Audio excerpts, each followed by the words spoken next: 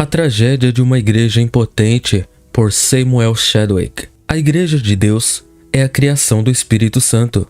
É uma comunidade de crentes que devem sua vida religiosa do início ao fim ao Espírito. Fora dele não pode haver cristão nem igreja. A religião cristã não é institucional, mas experimental. Não é por uma classe ordenada, nem em ordenanças e sacramentos. Não é uma irmandade de interesse comum em cultura, virtude ou serviço. A adesão é por nascimento espiritual. A lista de membros é mantida no céu. Cristo é a porta. Ele conhece aqueles que são seus e eles o conhecem. O rolo da igreja e o livro da vida do Cordeiro nem sempre são idênticos. Ninguém pode dizer Jesus é o Senhor senão no Espírito Santo. E a confissão do senhorio de Jesus Cristo é a primeira condição para ser membro de sua igreja. A ordem de permanecer na cidade até que venha o revestimento de poder do alto prova que o único equipamento essencial da igreja é o dom do Espírito Santo. Nada mais vale para o verdadeiro trabalho da igreja. O Espírito Santo não é mais necessário para dirigir bazares, clubes sociais, instituições e piqueniques do que para dirigir um circo. Esses podem ser complementos necessários das igrejas modernas, mas não é para o poder dirigir essas coisas que precisamos nos demorar. Serviços religiosos e instituições organizadas não constituem uma igreja cristã e podem florescer sem o dom do fogo pentecostal. A obra do Espírito Santo. A obra do Espírito na igreja é apresentada nas promessas de Jesus na véspera de sua partida e demonstrada nos Atos dos Apóstolos. Os evangelhos relatam tudo o que Jesus começou a fazer e a ensinar até o dia em que foi recebido, Atos capítulo 1, versículos 1 e 2, e os Atos dos Apóstolos contam tudo o que ele continuou a fazer e a ensinar depois do dia em que foi recebido. O Espírito Santo é o agente administrativo ativo do Filho glorificado. Ele é o Paracleto, o representante em exercício do Cristo ascensionado. Sua missão é glorificar a Cristo perpetuando seu caráter, estabelecendo seu reino e cumprindo seu propósito redentor no mundo. A Igreja é o corpo de Cristo e o Espírito é o Espírito de Cristo. Ele preenche o corpo, dirige seus movimentos, controla seus membros, inspira sua sabedoria e supre sua força. Ele guia para a verdade, santifica seus agentes e capacita para testemunhar. O Espírito Santo nunca abdicou de sua autoridade nem relegou seu poder. Nem o Papa, nem o Parlamento, nem a Conferência, nem o Concílio são supremos na Igreja de Cristo. A igreja que é gerenciada pelo homem, em vez de governada por Deus, está fadada ao fracasso. O ministério que é treinado na faculdade, mas não cheio do Espírito, não faz milagres. A igreja que multiplica comissões e negligencia a oração pode ser exigente, barulhenta, empreendedora, mas trabalha em vão e gasta suas forças em vão. É possível se destacar na mecânica e falhar na dinâmica. Há uma superabundância de máquinas. O que está faltando é poder. Para dirigir uma organização não precisa de Deus. O homem pode fornecer energia e iniciativa para as coisas humanas. A verdadeira obra de uma igreja depende do poder do Espírito. A presença do Espírito é vital e central para o trabalho da igreja. Nada mais vale. Fora dele, a sabedoria torna-se loucura e a força fraqueza. A igreja é chamada a ser casa espiritual e sacerdócio santo. Somente as pessoas espirituais podem ser suas pedras vivas e somente os cheios do Espírito podem ser seus sacerdotes. A erudição é cega para a verdade espiritual até que ele a revele. A adoração é idolatria até que ele inspire. A pregação é impotente se não for uma demonstração de seu poder. A oração é vã a menos que ele energize.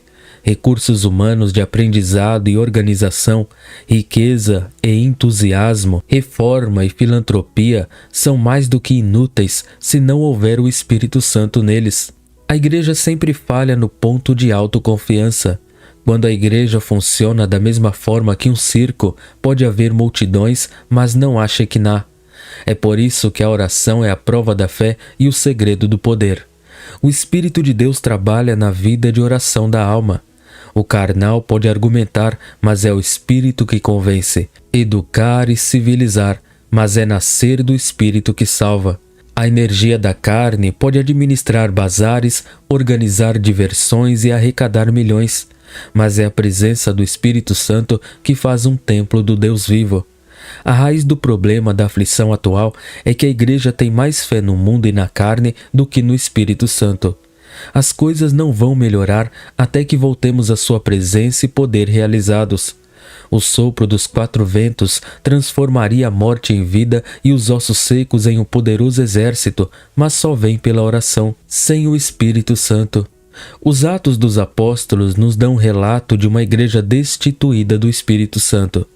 A imagem corresponde em muitos detalhes à da igreja no Apocalipse que havia perdido seu Cristo.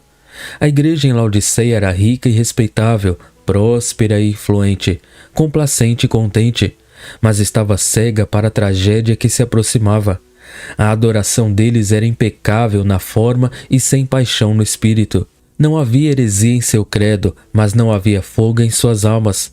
O Espírito de Cristo estava do lado de fora. Onde Cristo é desonrado, não pode haver Pentecostes. A igreja de Éfeso tinha a vantagem de um pregador distinto e brilhante. Ele era um homem de grande erudição, que ganhou distinção em uma grande universidade. Nenhum pregador pode ter muito conhecimento, e a Bíblia dá o devido reconhecimento ao fato de que Apolo era homem instruído. Além da sabedoria das escolas, ele era poderoso nas Escrituras.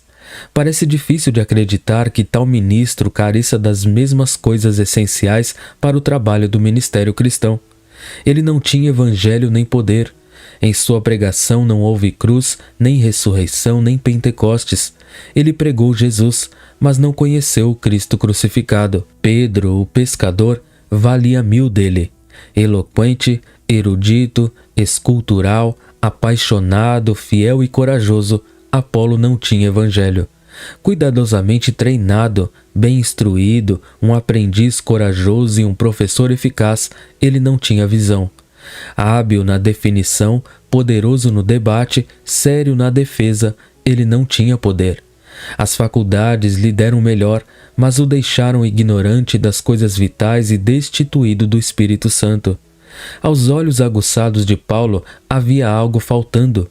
As pessoas sob a pregação de Apolo eram retas na vida, devotas no espírito, fiéis no serviço, mas ainda sem o Espírito Santo. A religião deles era uma observância estrita e externa, não uma presença residente. Eles viviam por regra, não por iluminação. Deus salva de dentro, eles se disciplinaram de fora. A religião para eles era um fardo sem alegria, pois eles carregavam seu Deus nas costas em vez de em seus corações. A diferença é que o Espírito faz o Pentecostes transforma o pregador. O arbusto mais comum em chamas com a presença de Deus torna-se um milagre de glória. Para a igreja, o Pentecostes trouxe luz, força, alegria. Ninguém precisou perguntar se havia recebido o Espírito Santo. O fogo é auto-evidente, assim é o poder. Até os demônios sabem a diferença entre o poder da inspiração e a correção da instrução. O único poder adequado para a vida cristã e para a obra cristã é o poder do Espírito Santo. Os recursos da igreja estão no suprimento do Espírito. O Espírito Santo é mais que o ministro da consolação. Ele é Cristo sem as limitações da carne e do mundo material. Ele tinha recursos de poder maiores do que aqueles que Cristo poderia usar e torna possíveis obras maiores do que as suas. Cabe à igreja explorar os recursos do Espírito. Os recursos do mundo são inúteis. Na plenitude do Espírito, há abundância de sabedoria, recursos e poder. Mas uma igreja fingida, administrada pelo homem que anexa o mundo, nunca poderá salvar o mundo ou cumprir a missão de Cristo. Amém.